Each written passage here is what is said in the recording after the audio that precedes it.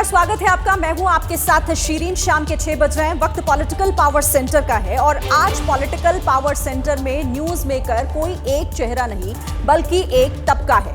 इस तबके के नाम है बागी।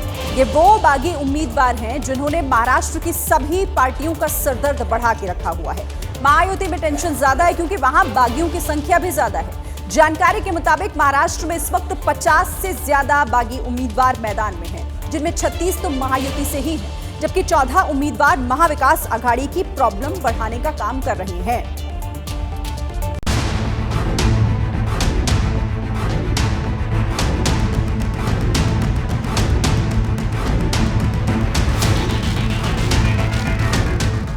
महाराष्ट्र में बागियों ने बढ़ाई सबकी टेंशन।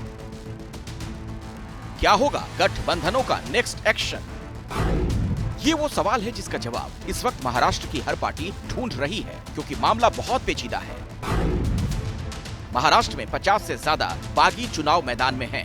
महायुति के सबसे ज्यादा 36 बागी चुनावी मैदान में उतरे हैं। इनमें बीजेपी के 19 और शिवसेना शिंदे गुट के 16 बागी हैं। वहीं महाविकास आघाड़ी के 14 बागियों ने पर्चा दाखिल किया। इस बीच पॉलिटिकल कॉरिडोर में चर्चा है कि अमित शाह ने महायुति के नेताओं को 4 नवंबर से पहले बागियों की मुश्किल से निपटने को कहा है। 4 नवंबर यानी नाम वापसी की आखिरी तारीख। कौन कौन कैंडिडेट रहता है, कौन से पार्टी से रहता है, उसका पूरा पिक्चर आपको 4 तारीख को शाम तक मिलेगा। वैसे महाविकास आघाड़ी में बागियों का बवाल कुछ हद तक कंट्रोल में है, क्योंकि महायुति के 36 बागियों की तुलना में यहां सिर्फ 14 सीटें ऐसी हैं जहां बागियों ने पेच फंसाया है। इनमें भी 10 सीटें ऐसी हैं जहां कांग्रेस के उम्मीदवारों ने साथी दलों के खिलाफ पर्चा भरा है, जबकि 4 पर उद्धव की शिवसेना ने कांग्रेस की नाक में दम कर रखा है। आपको बता दें, 1995 के विधानसभा चुनाव में भी बागियों ने चुनाव की तस्वीर बदल दी थी। तब 45 निर्दलीय चुनाव जीतकर महाराष्ट्र विधानसभा पहुंचे थे। लेकिन महाराष्ट्र में बागी नेताओं के तेवर से इस वक्त सभी पार्टियां परेशान हैं, क्योंकि महाराष्ट्र ही नहीं बल्कि देश के तमाम राज्यों में ऐसे कई चुनाव हैं जहां पर बागियों ने कई बड़ी पार्टियों का बना बनाया खेल बिगाड़ दिया है। महाराष्ट्र के चुनावी इतिहास की अगर हम यहां पर बात करें तो कैसे बागी खेल बदलते रहे हैं उसकी बात आप समझिए। देखिए, 1995 में 17 बागी जीते, 7 इनमें कांग्रेस के बागी थे। फिर बात अगर 1999 की करें तो 1999 में महाराष्ट्र में रिकॉर्ड 49 बागी उम्मीदवार जीते थे।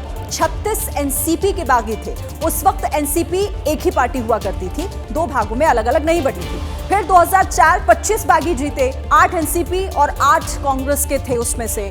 फिर 2009 की अगर बात करें तो 2009 में बागियों की संख्या में कमी आई और सिर्फ 13 बागी उम्मीदवार ही जीत का स्वाद चख पाए, जिनमें 4 बीजेपी के थे।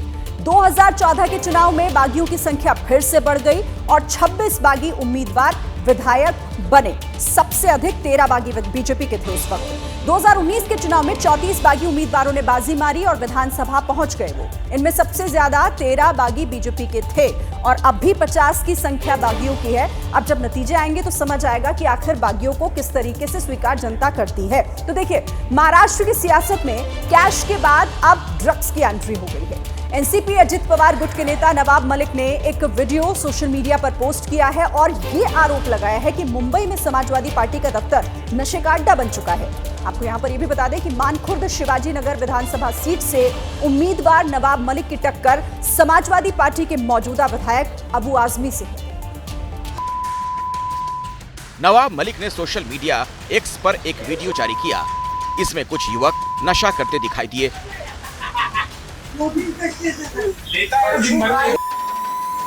मलिक ने इसे मानखुर्द शिवाजी नगर में समाजवादी पार्टी के दफ्तर का बताया है। नवाब मलिक ने लिखा, अपने बच्चों को समाजवादी पार्टी से दूर रखें। समाजवादी पार्टी का दफ्तर बना है नशे का अड्डा। समाजवादी पार्टी का कार्यालय ड्रग का अड्डा बना हुआ है, तो सबूत के तौर पे हमने ट्विटर पर, एक्स पर वीडियो भी पोस्ट किया है। पूरी तरह से नौजवान बच्चे नशे की लत की जद में हैं। 2 मिनट 22 सेकंड के इस वीडियो में देख सकते हैं कि जिस जगह पर युवक नशा कर रहे हैं वहां समाजवादी पार्टी अध्यक्ष अखिलेश यादव और मानखुर्द शिवाजी नगर से पार्टी के उम्मीदवार अबू आजमी की तस्वीर भी लगी हुई है। मलिक के वीडियो को लेकर आरोपों का दौर भी शुरू हो गया है। मानखुर्द शिवाजी नगर से अबू आजमी 3 बार जीतकर हैट्रिक जमा चुके। जाहिर है पहले तो इस सीट पर मलिक की सरप्राइज एंट्री और अब अबू आजमी का सीधा प्रहार, दोनों के बीच मुकाबला दिलचस्प हो चला है। जुड़ेंगे तो जीतेंगे, 27 का सत्ताधीश और ना बटेंगे ना कटेंगे, ये वो नारे हैं जो समाजवादी पार्टी ने बीजेपी के बटेंगे तो कटेंगे के जवाब में दिए हैं। इन नारों के पोस्टर्स ने लखनऊ में सियासी गर्मी को काफी बढ़ा दिया है।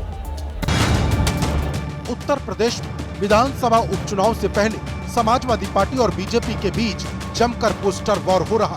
बीजेपी के बटेंगे तो कटेंगे के जवाब में समाजवादी पार्टी ने अब जुड़ेंगे तो जीतेंगे का नारा दिया है। पार्टी ने कहा कि उपचुनाव में हार को देखते हुए बीजेपी की भाषा ही बदल गई है। वो पोस्टर लगा है, समाजवादी पार्टी समझती है कि पीडीए सब मिलके भारतीय जनता पार्टी को हराएंगे। बीजेपी भी योगी के बयान बटेंगे तो कटेंगे को उपचुनाव में भुनाने में लगी है। एसपी के पोस्टर को लेकर पार्टी का कहना है कि जो हमेशा बांटते थे वो आज जोड़ने की बात करने लगे। अलग अलग प्रकार से बांटने की राजनीति करने वाले लोग आज जोड़ने की बात कर रहे हैं। उत्तर प्रदेश के मुख्यमंत्री योगी आदित्यनाथ जी ने बटोगे तो कटोगे नारा क्या दिया कि सब अब जोड़ने पर उतारू हो गए। 2027 में यूपी में विधानसभा चुनाव होने, जाहिर है उससे पहले होने वाले उपचुनाव में जीत के लिए सभी पार्टियां अपनी ओर से पूरा दमखम लगा रही हैं। देखिए, कहा जाता है कि यूपी की सियासत में भारी वही पड़ता है जो माहौल को अपने बयानों के जरिए पलटने में माहिर हो। सीएम योगी ने बड़ा बयान देते हुए कहा कि बांटने वालों में रावण दुर्योधन का डीएनए काम कर रहा है, तो समाजवादी पार्टी कह रही है कि जब कुछ नहीं कर पाए तो ऐसे बयान सुनने को मिलेंगे ही। यूपी से लेकर महाराष्ट्र तक के चुनावी दंगल में सीएम योगी आदित्यनाथ के बयानों ने हलचल मचा रखी है। पहले बटेंगे तो कटेंगे का नारा दिया, बटेंगे तो कटेंगे, एक रहेंगे तो नेक रहेंगे। और अब एक बार फिर उन्होंने किसी का नाम लिए बगैर विपक्ष पर हमला बोला है। सीएम योगी ने निशाना साधते हुए कहा है कि जाति, क्षेत्र और भाषा के नाम पर समाज को बांटने वालों में रावण और दुर्योधन का डीएनए काम कर रहा है। कोई जाति के नाम पे बांट रहा है, कोई क्षेत्र के नाम पे बांट रहा है, कोई भाषा के नाम पे बांट रहा है। याद करना, ये बांटने वाले तत्व, इनमें रावण और दुर्योधन का ही डीएनए इसमें काम कर रहा है। ये वही काम कर रहे हैं जो त्रेता युग में रावण ने किया था। बांटने वाले तत्वों को धोखे से अगर मौका दे दिया, ये फिर वही काम करेंगे, गुंडागिर्दी का, अराजकता का, दंगा कराने का। समाजवादी पार्टी ने सीएम योगी के बयान को लेकर कहा है कि प्रदेश के मुखिया नकारात्मक राजनीति को बढ़ावा दे रहे हैं। वो खाली खराबी बोलना चाहते हैं। उस फैक्ट्री में खराबी माल बनता है। उनके विचार लोगों के प्रति नकारात्मक हैं, इसलिए इस तरह की बातें करते हैं। इतिहास और भूगोल में भी अच्छे चरित्रों को नहीं ढूंढते, और कहीं कुछ ढूंढने की जरूरत नहीं। अच्छे काम करें, जनता को संतुष्ट करें, विकास करें, देश प्रदेश को आगे बढ़ाने का काम करेंगे तो उनके दिमाग में अच्छे विचार आएंगे। ऐसा होता नहीं है, वो काम अच्छे करते नहीं, उनकी सरकार अच्छा काम नहीं कर रही। यूपी में 9 सीटों पर होने वाले उपचुनाव में बीजेपी और समाजवादी पार्टी के बीच सीधी टक्कर है। ऐसे में बयानों के तीर छोड़कर दोनों पार्टियां वोटरों को रिझाने में जुटी हुई हैं। देखिए, पिछले साल भारत जोड़ो यात्रा शुरू करने के बाद से ही राहुल गांधी लगातार जनता के बीच जा रहे हैं, उनसे मिल रहे हैं, उनसे मुलाकात कर रहे हैं। कभी रेलवे स्टेशन पर कुलियों से मिलते हैं तो कभी मोटर मैकेनिक से बात करते हैं, और अब उन्होंने दिवाली पर उन कामगारों से मुलाकात की है जो सोनिया गांधी के आवास पर साफ सफाई और सजावट करने पहुंचे थे। आजकल के जो जनरेशन है वो इन बातों को देखते नहीं है, वो पूरा टाइम व्हाट्सएप पे, सेलफोन पे, आईपैड पे बैठे रहते हैं। तो मैंने सोचा कि रायहान को भी देखना चाहिए कि बैकग्राउंड में क्या हो रहा है। सफेद कुर्ता पायजामे में राहुल गांधी बहन प्रियंका के बेटे और अपने भांजे रेहान वाड्रा के साथ दिवाली मनाते दिखे। दिवाली के मौके पर राहुल की टीम ने सोशल मीडिया पर इस वीडियो को जारी करते हुए लिखा, एक दिवाली उनके साथ जिनकी मेहनत से रोशन है भारत। मैं समझने की कोशिश कर रहा हूँ जैसे औजार कैसा है, क्या मुश्किल होती है। जैसे भी हाथ थोड़े जल रहे हैं, करते करते जो है ना सर आदत बन, हैबिट बन जाएगी वही।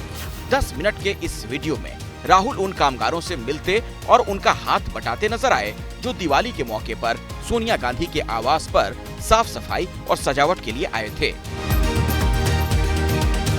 क्या प्लान है सर? पहले आपको तो जहाँ टूटा भंगा है निकालना है। हाँ, उसको स्क्रैप करना है। चलो चलो, जो सब निकलेगा सर उसको निकालना है। ऐसे है? हाँ जी, हाँ ठीक। राहुल गांधी ने श्रमिकों से 10 जनपद वाले सरकारी आवास से जुड़ी पुरानी यादों को भी ताजा किया। My father died here, so I'm not big fan of this house. Did you ever do Diwali in school? Yeah, of course. Diwali in school was fun.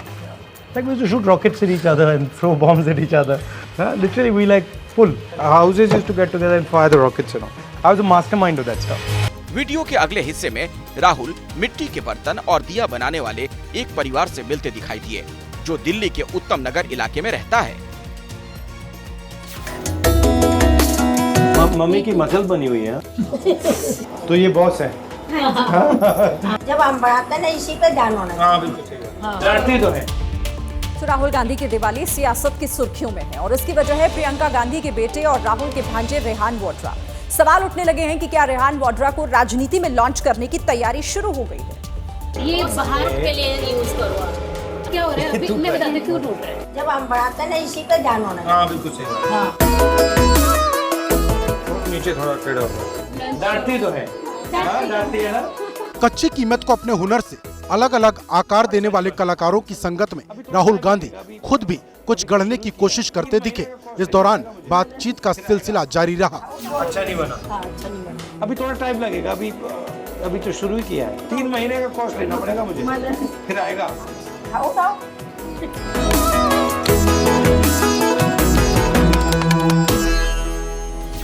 पिछले कुछ महीनों से राहुल गांधी को लगातार अलग अलग क्षेत्र के आम लोगों से मुलाकात करते, उनसे बातचीत करते देखा गया है।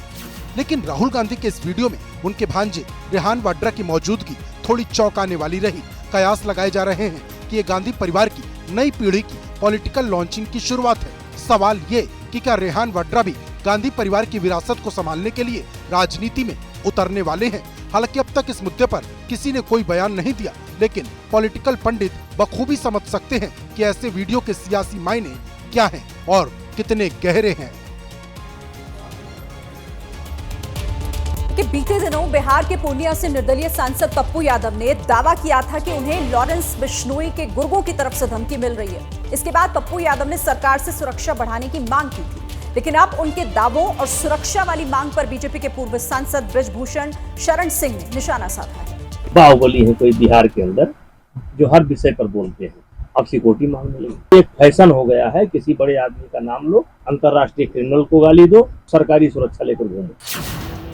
कैसरगंज से बीजेपी के पूर्व सांसद ब्रिजभूषण शरण सिंह का ये बयान ऐसे मौके पर आया जब अपने बयानों से चर्चा में रहने वाले बाहुबली निर्दलीय सांसद पप्पू यादव ने अपनी जान को खतरा बताते हुए केंद्र सरकार से सुरक्षा की मांग की थी। दरअसल बाबा सिद्दीकी की हत्या के बाद पप्पू यादव ने सोशल मीडिया पर 13 अक्टूबर को एक पोस्ट किया था। लॉरेंस बिश्नोई को 2 टके का अपराधी बताते हुए लिखा था कि अगर कानून की अनुमति मिल जाए तो 24 घंटे के भीतर लॉरेंस बिश्नोई का नेटवर्क खत्म कर दूंगा। उसके बाद से ही बिहार के पूर्णिया से सांसद पप्पू यादव को लॉरेंस गैंग के नाम से धमकियां दी जा रही हैं। इस विवाद के बीच अब कांग्रेस की राज्यसभा सांसद और पप्पू यादव की पत्नी रंजीत रंजन ने इस बयान से किनारा कर लिया है। मेरा और पप्पू जी का राजनीतिक करियर अलग अलग है और हम लोग काफी मतभेद भी है हम दोनों के बीच में, और अभी पिछले 1.5-2 सालों से तो हम अलग अलग ही रह रहे हैं। और जो भी उनका बयान है उससे मेरा या हमारे बच्चों का कोई भी उससे कोई लेना देना नहीं है। असल में पप्पू यादव लगातार अपना बयान बदल रहे हैं। पहले तो उन्होंने लॉरेंस को हड़काने की बात कही, फिर लॉरेंस को लेकर सवाल पूछे जाने पर पत्रकारों के बीच झल्लाते नजर आए और अब पहचानने से इनकार करते हुए कहा है कि वो डरने वाले नहीं हैं। अभी मैं जानता ही नहीं हूँ किसी को। आपको क्यों आप लोगों को मिर्ची चढ़ी हुई है किसी दादा नाना के भाई, और मैं किसी व्यक्ति विशेष को जानता ही नहीं हूँ और ना जानना पसंद करता हूँ। और अब एक सवाल कि क्या ये मुमकिन है कि 5 साल में किसी की भी उम्र 7 साल तक बढ़ जाए? आमतौर पर ऐसा भले ही ना हो, लेकिन राजनीति में ऐसा हो चुका है। झारखंड के मुख्यमंत्री हैं हेमंत सोरेन, जिनकी उम्र को लेकर बीजेपी कुछ ऐसा ही दावा कर रही है। 2019 और 2024 में दाखिल किए गए हेमंत सोरेन के चुनावी हलफनामे पर गौर कीजिए। 2019 के चुनावी हलफनामे में हेमंत सोरेन की उम्र 42 साल है, जबकि 5 साल बाद 2024 में दाखिल हलफनामे में हेमंत सोरेन की उम्र 49 साल लिखी गई है। यानी 5 साल में हेमंत सोरेन की उम्र 7 साल बढ़ गई। अब इन दोनों एफिडेविट का हवाला देते हुए बीजेपी सवाल पूछ रही कि ऐसा कैसे हो सकता है। हेमंत सोरेन पर चुनाव आयोग को कार्रवाई करनी चाहिए। चुनाव आयोग को देखना चाहिए, अगर कुछ उन्होंने गड़बड़ रखा है तो उसको ठीक करना चाहिए उसका, और कानून के तहत उसकी कार्रवाई होनी चाहिए। हेमंत सोरेन जी किस पाठशाला में 5 साल में उसकी उम्र शायद 2 वर्ष अतिरिक्त वृद्धि हो जाती है। मैं चुनाव आयोग को इस संज्ञान में देना चाहता हूं। हेमंत सोरेन की उम्र को लेकर बीजेपी चौतरफा हमला बोल रही, उधर झारखंड मुक्ति मोर्चा उनके बचाव में जुटा है। कोई एफिडेविट दिया जाता है तो उसके साथ डॉक्यूमेंट्स अटैच किए जाते हैं, आधार कार्ड है, वोटर आईडी कार्ड है, मार्कशीट होता है 10वीं का, वो अटैच है और उसमें अंकित है कि हेमंत सोरेन जी की उम्र 49 इयर्स है।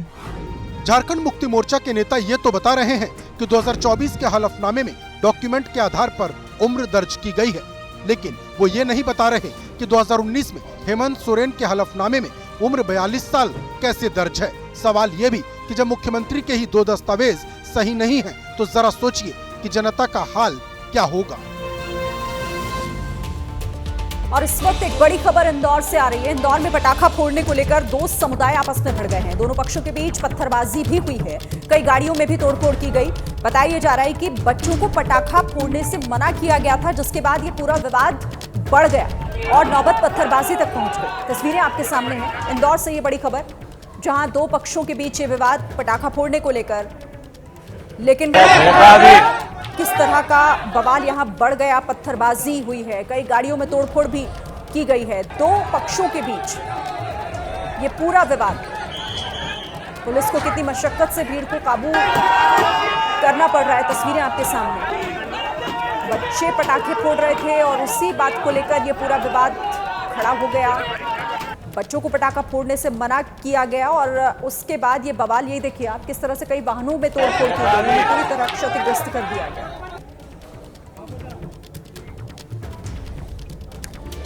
अब आगे बढ़ते हुए बात दिल्ली के शाहदरा इलाके की, जहां पर 2 लोगों की गोली मारकर हत्या कर दी गई। पुलिस के मुताबिक मामला पैसों के लेन देन से जुड़ा हुआ है। सीसीटीवी फुटेज के एक फ्रेम पर गौर कीजिए। पटाखे की लड़ी में आग लगा रहे युवक का नाम आकाश है। उसके पास पीला कुर्ता पहने जो युवक खड़ा है वो आकाश का भतीजा ऋषभ है। पटाखे में आग लगाने से पहले ही एक स्कूटर वहां रुका। सफेद कुर्ता पहने स्कूटर सवार युवक ने आकाश के पैर छुए, दोनों में कुछ बात हुई। फिर जैसे ही आकाश घर के अंदर जाने को मुड़ा, स्कूटर सवार के साथ मौजूद दूसरा युवक उसके पीछे दौड़ा और गोली मार दी। चाचा पर गोली चली तो भतीजे ने हमलावरों का पीछा किया। भाग रहे हमलावरों ने उसे भी गोली मार दी, जिससे दोनों की मौत हो गई। वहीं आकाश का बेटा क्रिश घायल है। पुलिस का दावा है कि मामला 70,000 रुपयों के लेन देन का है।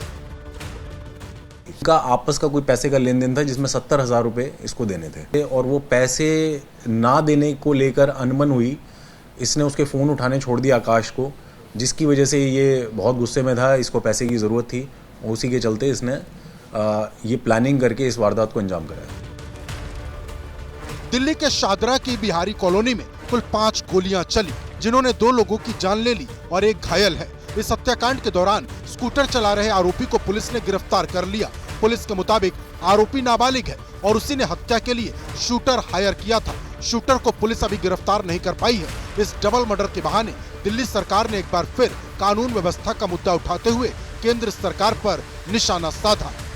आज दिल्ली के हालात बहुत खराब, क्या ये पुलिस की जानकारी के बिना हो रहा है? और इस पे केंद्र सरकार का कोई जवाब नहीं आता, कोई बयान नहीं आता।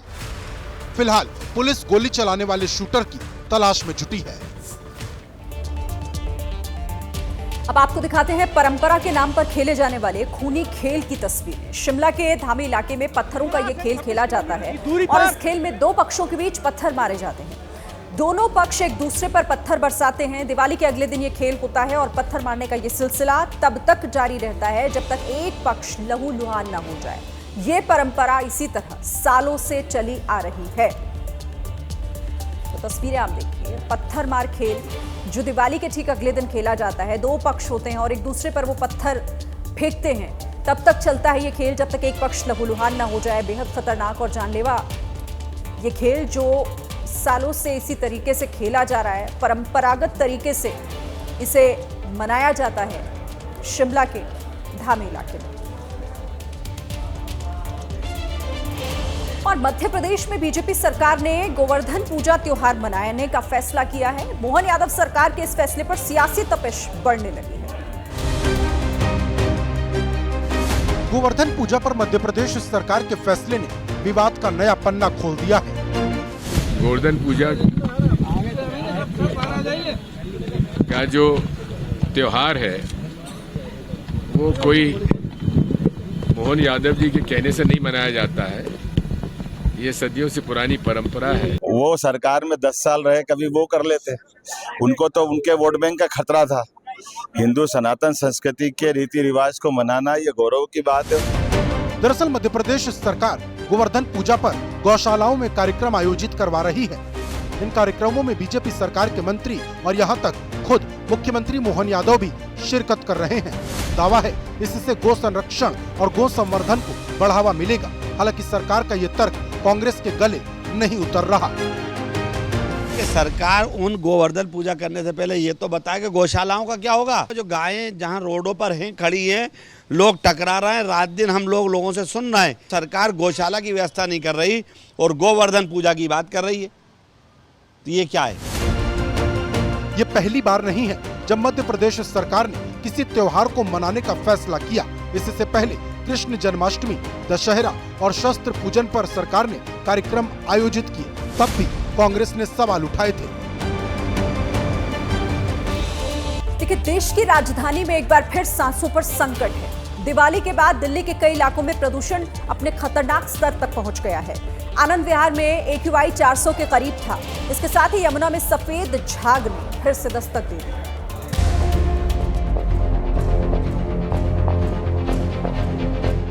फुलझड़ी जली, अनार जला, रॉकेट से लेकर हजार वाले पटाखों की लड़ियां जली। चांदनी चौक से मुनिरका और रोहिणी से यमुना पार तक दिल्ली वालों ने जमकर दिवाली मनाई।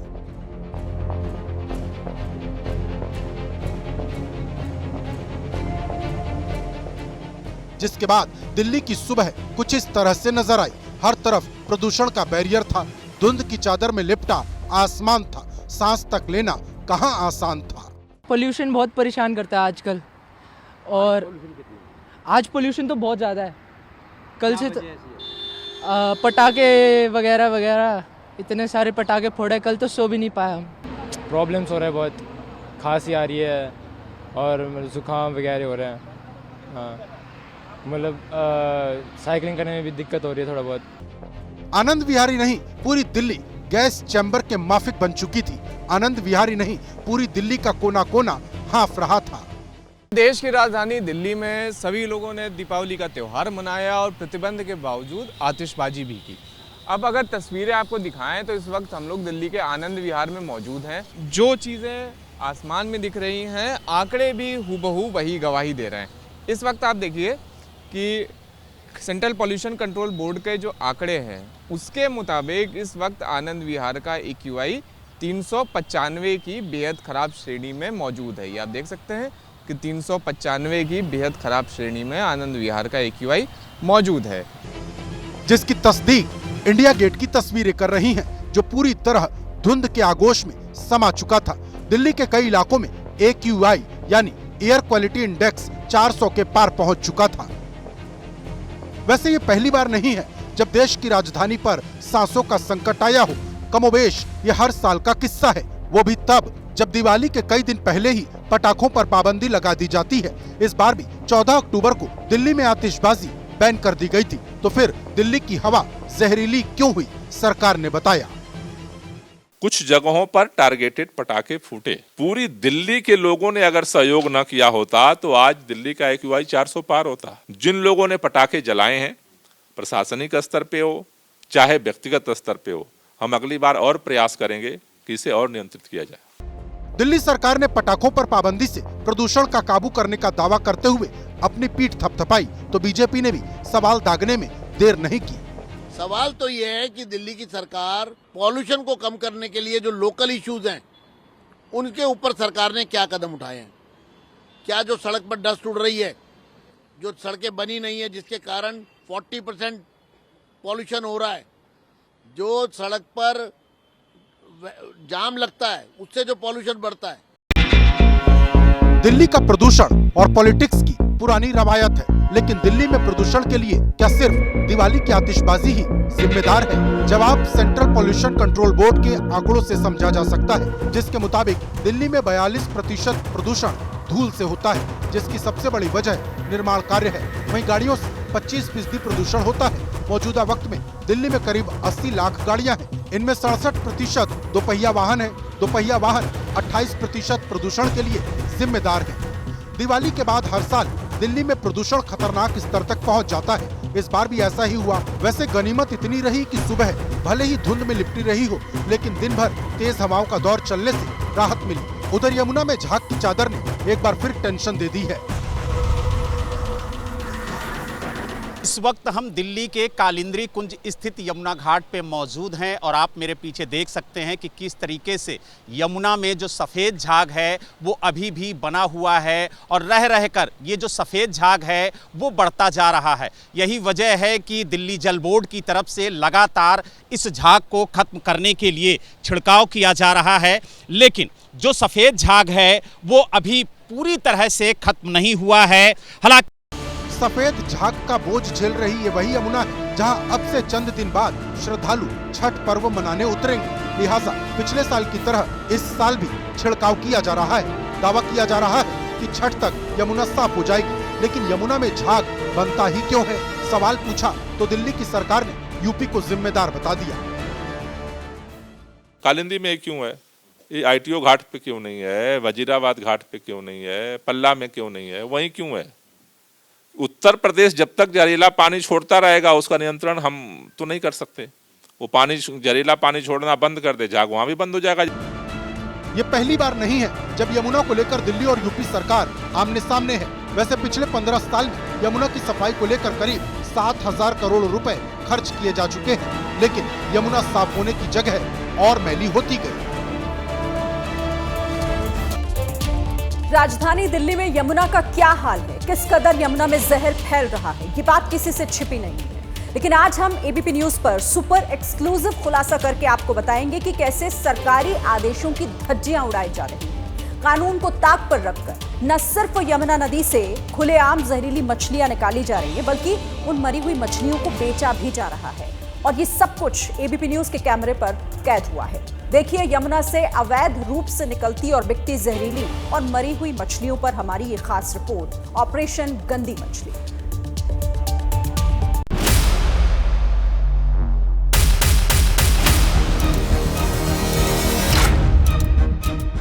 ये तस्वीर है राजधानी दिल्ली के यमुना नदी की। पूरे पानी में झाग ही झाग है और इस झागदार पानी में हर तरफ सिर्फ जहर ही जहर है।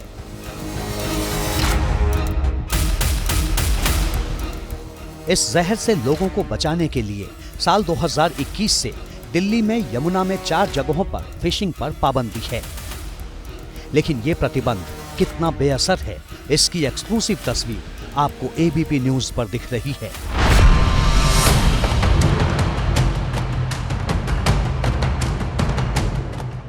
दिन के उजाले में कहीं नाव में बैठकर जाल डालकर गैर कानूनी रूप से मछलियां निकाली जा रही हैं, तो कहीं मछुआरे यमुना नदी के पास फिशिंग रॉड से यमुना के जहरीले पानी से मछलियां निकाल रहे हैं। तस्वीर आप देखिए सामने की तरफ, जहां पर आपको 2 मछुआरे दिखाई देंगे जो कि यमुना के इसी जहर भरे पानी से मछलियों को निकाल रहे हैं नाव के सहारे, जाल के सहारे, और उसके बाद इन मछलियों को आपके घरों में, आपके किचन में पहुंचाया जाता है। यमुना नदी में सुबह से ही गैर कानूनी रूप से बेचने के लिए मछलियां निकालने का काम ओखला में शुरू हो जाता है। जहरीला पानी होने की वजह से यहाँ ज्यादातर मछलियां मरी हुई मिलती हैं। एबीपी न्यूज ने जब मछुआरों से बात की तो एक और बड़ी बात का खुलासा हुआ। अच्छी यानी जिंदा मछलियों को वो खुद खाते हैं और गंदी यानी मरी हुई मछलियों को बेच देते हैं। साथ ही मरी हुई और जिंदा मछलियों के लिए कोड वर्ड का इस्तेमाल किया जा रहा था। बिल्कुल असर पड़ता है जी, जब गंदा पानी होगा तो मछली अपने आप मर जाएंगी, तो उसी कारण से साफ पानी होता तो मछली भी जीती हैं आराम से इसमें। अच्छा, ये वाली मछलियाँ खुद भी खाते हो आप? खाते तो हैं हम सर, अब जो होता है तो खा लेते हैं, बढ़िया जो होगा तो खाएंगे, नहीं तो खराब होगा तो बेच देते हैं। यमुना नदी में अवैध रूप से मछली पकड़ने का काम सुबह से शाम तक चलता है। मछलियों को एक साथ ही नाव में रखकर ठेकेदार को बेच दिया जाता है, तो कहीं नाव में ही मंडी लगा दी जाती है। पूरी बोट में यहाँ पर तकरीबन 4 से 5 किलो ये मछलियाँ हैं। ज़्यादातर मछलियाँ मरी हुई हैं। मछुआरे बाजार जाने की जल्दबाजी नहीं दिखाते, सबसे पहले नदी के पास ही मछली बेचते हैं, फिर बाजार की तरफ रुख करते हैं। बेचते कहाँ पे? अब यहीं पर ही? यहीं पे बेच देते हैं, यहाँ लोग आते हैं लेने के लिए आने का। अच्छा, यहीं पर ही लोग आ जाते हैं? बिल्कुल। यमुना नदी में मरी हुई मछलियों को निकालने की ये तस्वीर देखिए। दर्जन भर मछुआरे यमुना के पानी से मरी हुई मछलियों को बाहर निकाल रहे हैं। जब एबीपी न्यूज ने इनकी तलाशी ली तो इनके पास मरी हुई मछलियां मिली, जिन्हें मंडी में बेचने ले जाया जा रहा था। ये इस तरह की जो मछलियां हैं, ये मछलियां निकाली जा रही। क्या करोगे इसको? बेचोगे? खरीदोगे। कहाँ पे? अब बेचेंगे। कहाँ पर बेचोगे? रोड में। हाँ? रोड में बेचेंगे। रोड पे कहाँ पे बेचोगे? रोड पे बेचेंगे। इधर रोड पे बेचोगे? तो ये देखिए, ये मछलियां हैं, ये आप देख लीजिए हालत। पहले आप देखिए मछलियों की, मरी हुई मछलियां हैं। अब हम आपको ऐसी जगह ले चलते हैं जहां पर मछलियों को थोक में बेचा जा रहा है। एक ठेकेदार तंबू लगाकर मरी मछलियों को बेच रहा था।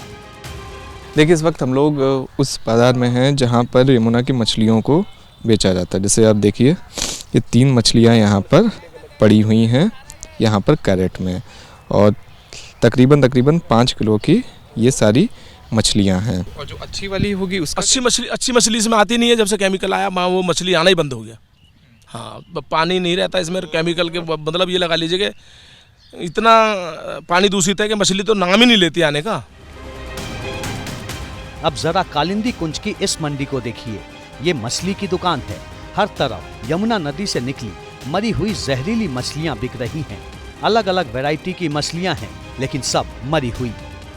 जो यमुना की मरी हुई जहरीली मछलियां हैं, उनकी मंडी लग चुकी है दुकानों के ऊपर, और उन्हें यहाँ पर लगातार बेचा जा रहा है। ये आप देख सकते हैं तस्वीरों में भी लाइन से आपको मछलियाँ दिख जाएंगी। जो मरी हुई मछलियाँ हैं वो सारी यहाँ पर लगातार बिक रही हैं। ये कई सारी मछलियाँ इसमें भी पड़ी हुई हैं। ये सारी मरी हुई मछलियाँ हैं जिन्हें यहाँ पर लाकर बेचा जा रहा है।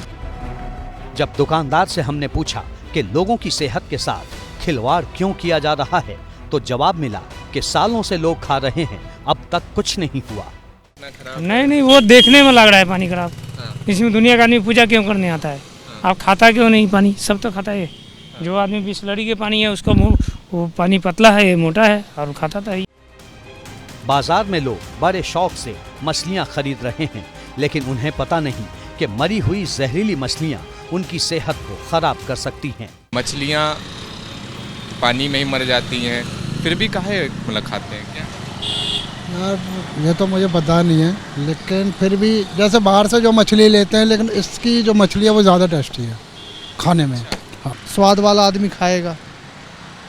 बीमार भले हो जाए। नहीं, बीमार होने की बात नहीं है भाई। आप कहाँ कहाँ बचोगे? पूरा दिल्ली घूम के देख लो यार, पूरा दिल्ली घूम के देख लो, यही हालत है।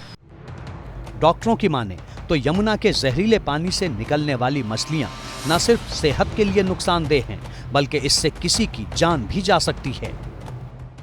बहुत सीरियस बैक्टीरियल इन्फेक्शंस होते हैं। जैसे हम बात करें सैल्मोनेला का,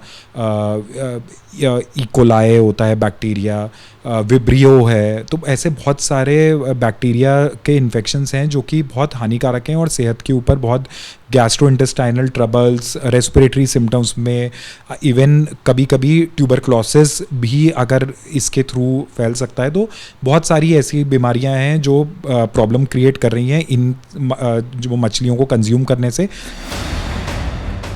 एबीपी न्यूज के कैमरे पर जिस तरह से यमुना के जहरीले पानी से मरी हुई मछलियों को अवैध रूप से निकालने और बेचने की तस्वीरें कैद हुई हैं, वो न सिर्फ सरकारी दावों की पोल खोल रही हैं, बल्कि दिखा रही हैं कि कैसे देश की राजधानी में खुलेआम लोगों की सेहत के साथ खिलवाड़ चल रहा है और प्रशासन को कानों कान खबर तक नहीं है। कहा जाता है कि जब हाथी चलते हैं तो पूरा जंगल चलता है और जब हाथी शोक मनाते हैं तो पूरा जंगल शोक मनाता है। छत्तीसगढ़ में रायगढ़ के जंगल से आई तस्वीरों पर यह कहावत 100% सटीक बैठती है। करंट के वजह से 3 हाथियों की मौत के बाद हाथियों का झुंड कैसे मातम मना रहा है, आप जानना चाहते हैं तो ये रिपोर्ट जरूर देखिए। आसमानी कैमरे से कैद इन तस्वीरों में अपनापन है, लगाव है, शोक है, संवेदना है और अपनों से बिछड़ने का अथाह दर्द है। हाथियों का झुंड जिस जगह को घेर कर खड़ा है वहां उन 3 हाथियों को दफनाया गया है जिनकी करंट लगने से मौत हो गई थी। हाथी उसी जगह पहुंचते हैं, अपनी सूंड से मिट्टी को टटोलते हैं और फिर जंगल की तरफ लौट जाते हैं। असल में हुआ ये कि 26 अक्टूबर को रायगढ़ में करंट की चपेट में आने से 3 हाथियों की मौत हो गई। इनमें 2 वयस्क हाथी थे और तीसरा हाथी का बच्चा था। हाथियों की मौत के बाद वन विभाग ने हाथियों को दफना दिया। 5 दिन बाद हाथियों का एक झुंड अपने मृत साथियों को मानो श्रद्धांजलि देने के लिए उस जगह पर इकट्ठा हो गया जहां हाथियों को दफनाया गया था। हाथियों का दल पहुंचा और हाथी रोने लगे तो कई हाथी पेड़ से पत्तों को तोड़कर उस जगह पर डाल रहे थे जहां 3 हाथियों को दफनाया गया था।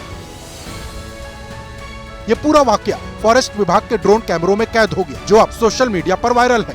वैसे जानकार बताते हैं कि हाथियों का ऐसा स्वभाव होता है कि जब किसी दल के हाथी की मौत हो जाती है तो झुंड के बाकी साथी उस जगह पर दोबारा और बार बार आते हैं।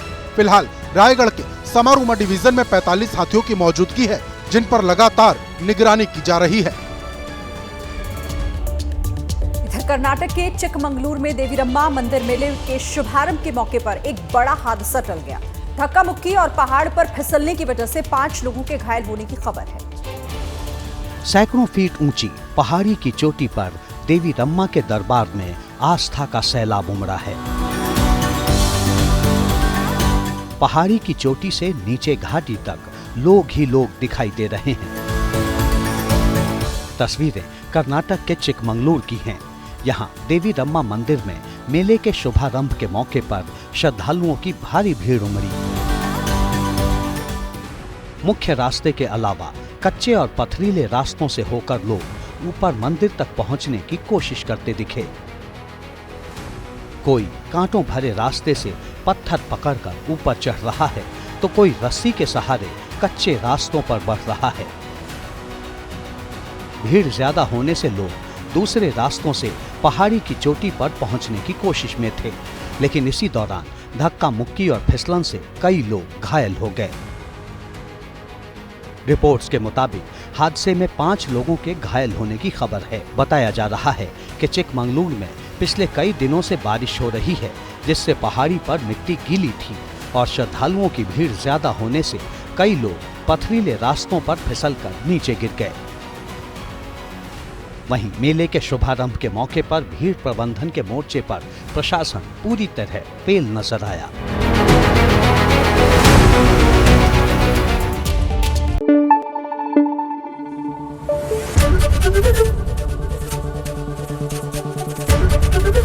एबीपी न्यूज आपको रखे आगे।